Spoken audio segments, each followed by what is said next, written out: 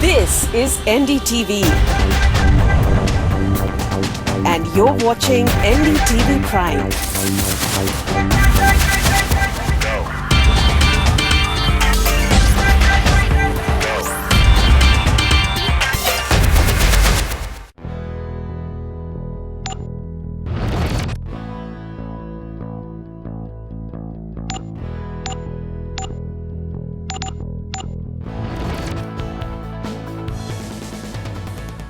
Marvel in DC, Tinkle and Amar, Chitra, Katha, Neil Gaiman and Alan Moore. I'm sure most of you would have heard of these names while you were growing up, even if you were not a big fan of graphic novels. Well, today your options are not just limited to these big names. There are so many independent developers, independent publishers out there who are coming up with some exciting work in the field of graphic novels. So today, on that very note, we will be focusing on exactly what does it take to become a successful graphic novelist in India.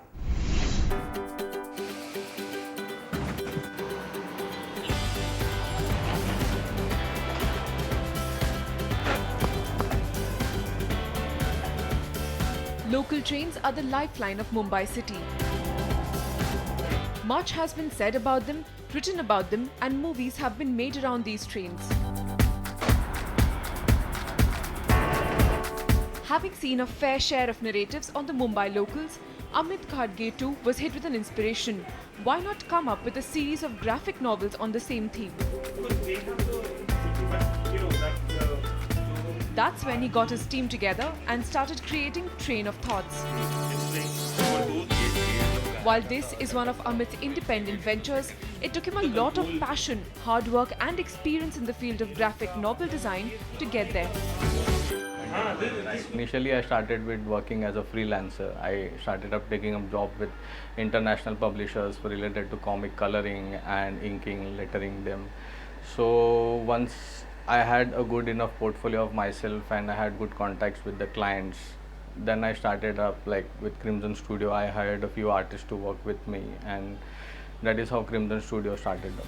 While Amit did start off by working with Indian writers initially, he soon realized the importance of the perspective of a third person, someone who wasn't influenced by the Indian culture and could bring in a different perspective to the novel,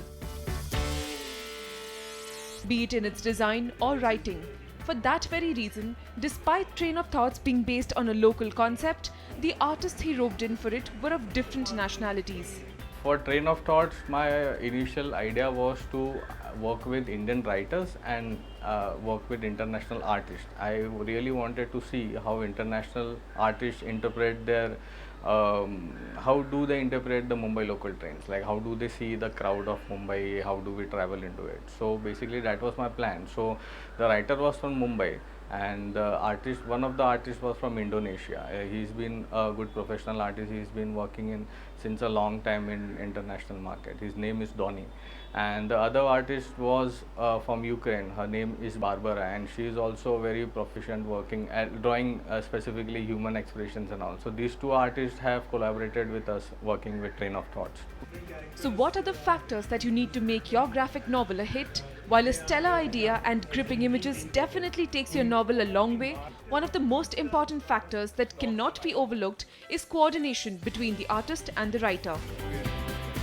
Take the Recade series by Crimson Studio. While Amit's specialization is art, Abhinash, a former IITian, scripts the series. So just how important a part does the coordination between the artist and the writer play in such a case? We come up with the story, we write a script on based on what we want to show in each of the panels. Now that is shared with the illustrator or the graphic designer. So once that is shared, they come out with a layout. So now that layout, we do a back and forth on that layout, and we finally log the layout that this is working for us, and then it goes into illustration and then coloring and inking and then finally editing. So this is how it happens. This is a pretty simple process where we also share references. Like if I'm writing a frame, a description of a frame, so then I know that this is how it should look. So I attach a reference to it, and they work on the reference, and then we figure out, okay, this is working for us, and we go ahead. From a writer's perspective, scripting for graphic novels holds much appeal as it gives you the much needed creative freedom. Graphic novels give us the creative freedom because writing for films and TV, there's a lot of creative interferences. So one thing I really liked about graphic novels is that the product that I want to make, what I want out of my story, it has eventually happened. That the story that I'm writing, and I have had my say in it, and I have had the creative freedom to create a world that I want to. You need a writer, you need a illustrator, you need a graphic designer or colorist, and you need somebody who can edit you. And so the processes are simple, and anybody can make a graphic novel. So I think that is very so, and a lot many players at this point. I see a lot many studios that are coming up with their new product, and they're pretty good. Some of them. The demand scenario for graphic novels in India is slowly changing. While graphic novels on mythology still happen to be the most popular in our country, it is slowly giving way to other genres like adventure, science fiction, and horror. One of the most crucial factors spurring the demand is the fact that international graphic novels are now being made into movies. Even though Indian graphic novels are yet to see this phenomenon, a positive sentiment is definitely resonating among graphic novelists back home. And it's not just a Mumbai phenomenon. Other parts of India too are witnessing a rise in the number of indie graphic artists. Unlike artists from abroad, not all of their comics have to do with superheroes. Indian artists' themes range from Indian history, Indian civic society, political rhetoric, and even a day in the life of an ordinary citizen. Here's one such startup from Bengaluru.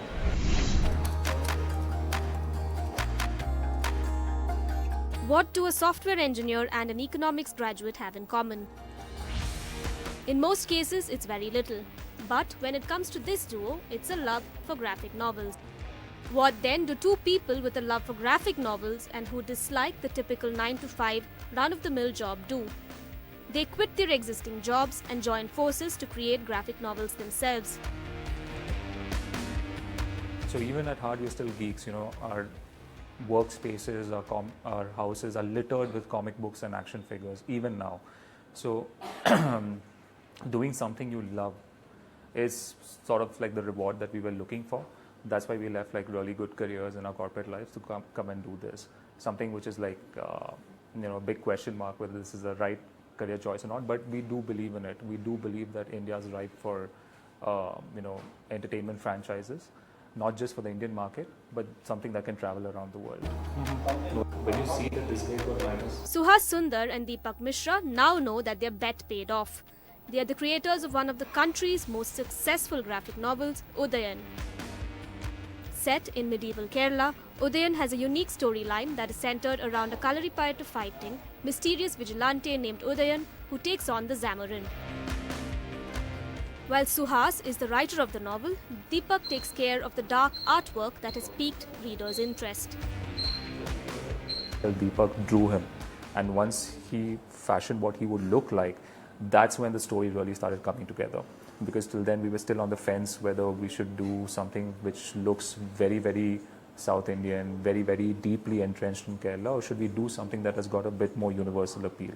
And that tipping point happened once Deepak drew the main characters. That period of Kerala is kind of like the samurai period or the Wild West. We had our own version in India, but nobody's really written about it, at least not in English. So that was a time of where martial arts reigned supreme. The best fighter, had everything. He had wealth, he had everything he had patronage from the kings, etc. So it was a very, very feudal era. It was absolutely fascinating, but there's absolutely no graphic novels about it. So from Japan, you have so many samurai epics coming in, etc. From India, we've got nothing. So we decided to tackle that. Today, Udan has amassed a fan following across the country. Together with the other novels that they have published, they have over 45,000 people following their Facebook page so far. But as graphic novelists and content creators, the duo say that there's a lot more to do than meets the eye. Firstly, writing for graphic novels is no easy feat. Everybody thinks that, hey, I can write a comic book. But it's not that simple. It's a two-pronged approach. You have to use the pictures as well as the text to tell a particular story. You can show the same image and write 10 different caption boxes, and each one would infer a different meaning. So it's that nuance that you see a lot of comic book writers having from abroad that's absent in India. And when it comes to the regular flow of the story, we've used a very non-linear way of telling a story. So you have the story of the central character progressing forward, and suddenly you might be hit with a flashback for 3-4 pages, and then the flashback of some other character, and then you return back to this linear line. So we don't So that is kind of like an American style of doing comics, or you can even say a very Franco-Belgian style of doing comics. It's pretty much like writing a good movie script. It's exactly like that. You visualize it, you write down what angles, what shots, and the artist interprets it. So that is how at least I approach the entire writing process. If writing the novel can be challenging, Deepak says that the artwork can get tougher still. Both need reams of research to go into it. The brief which I got for this particular page was that I had to show a puja being performed and people surrounding the priest playing instruments, musical instruments who would be doing the puja, as well as there is a fair going on in the city and there is an arena where people are gathering, people have started to gather. So what I had to research upon, how would the people be dressing, how are the instruments being played, what is the position of each guy who is playing the instrument around the priest. So this is the design research into that. I have done research into what kind of clothes they will be wearing, what instruments will be played and in what position each of them would be standing. Also the arena itself has been designed keeping in mind where the king would be sitting, where the local noblemen would be sitting. After that, we come to the part where we plan out the page itself and we do what is called a basic thumbnailing, where we sketch out the page roughly.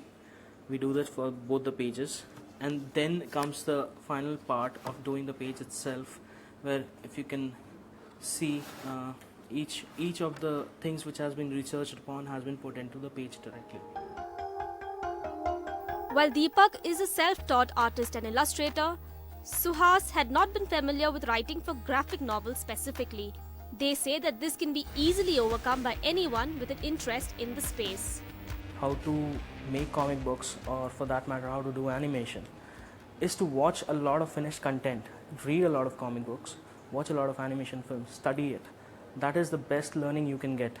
There is enough and more content which has been created through decades now, and the more you look at it, the more you try and understand, more you try to dissect what kind of storytelling the director or the creator have been trying to do. I think your grasp of the overall art would increase. A lot of disillusionment happens initially when people tell you that you do not need to have that much skill to get into this field, which is just not true. It is very much required for you to be on top of your game and for you to know what you want to do to get into this field. It's a lot of hard work, a lot of sweat, a lot of blood goes into creation of any of the product. Today, the two are successfully collaborating on various other projects at Nihodo Media. They also expect to take Udan beyond the graphic novel, and it may soon be a moving picture. That was the story of Nihodo Media. Up next, Ankita talks to students who wish to be graphic novelists.